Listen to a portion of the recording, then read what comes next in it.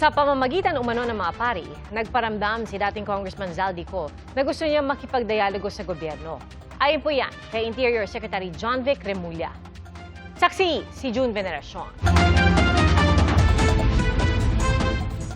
2 buwan ang wanted si dating Congressman Zaldico sa mga kasong graft at malversation dahil sa 289 million peso flood control project sa Nauhan Oriental, Mindoro.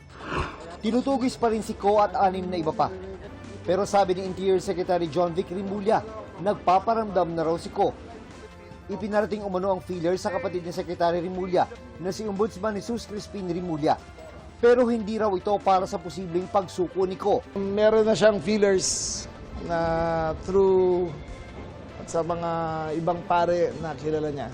Not exactly, parang nagpapakonect na gustong ng dialogue sa amin. So, pero of course, that's not verified. Parang nagsabi pa lang, sinabi ng kaibigan na pinaparating. So, kakausapin namin yan. Sa huling monitoring, nasa Portugal umano si Ko at may hawak na Portuguese passport kaya hindi basta maipadeport. Siyempre, we take them seriously. Yung gusto makapag-dialogue, kakausapin namin yan. Pero kung bribe, ay wag na. Ang acting secretary ng DOJ, wala namang natatanggap na feelers mula kay Ko. Nasa kustudiya na ng DOJ si dating DPWH Bulacan 1st District Engineer Henry Alcantara na ngayon state witness para sa ilang kaso kaugnay sa flood control scandal. Bandang 1:00 ng hapon nang kunin siya sa Senado.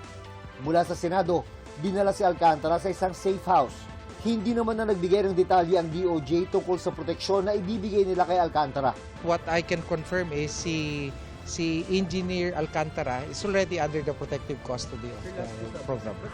Sa ilalim ng Witness Protection Program Security and Benefit Act, kabilang sa benepisyo ng mga nasa ilalim ng programa, ang security protection at escort services at immunity sa mga kasong kriminal kung saan sila state witness.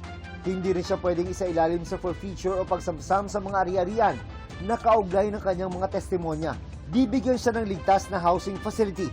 Tutulungan din siya maghanap ng kabuhayan at bibigyan ng pang-traveling expenses at subsistence allowance habang nagsisilbing testigo.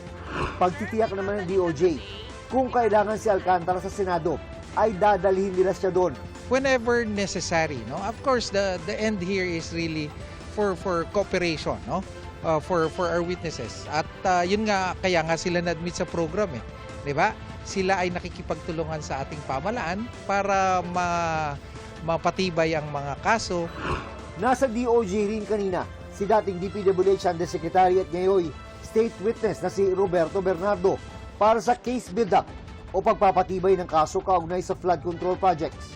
Bilang bahagi naman ng paglilinis ng halin ng DPWH, nag-job fair ang DPWH sa isang universidad sa Maynila para mag-recruit ng mga bagong engineer at punan ang 2,000 bakanting posisyon.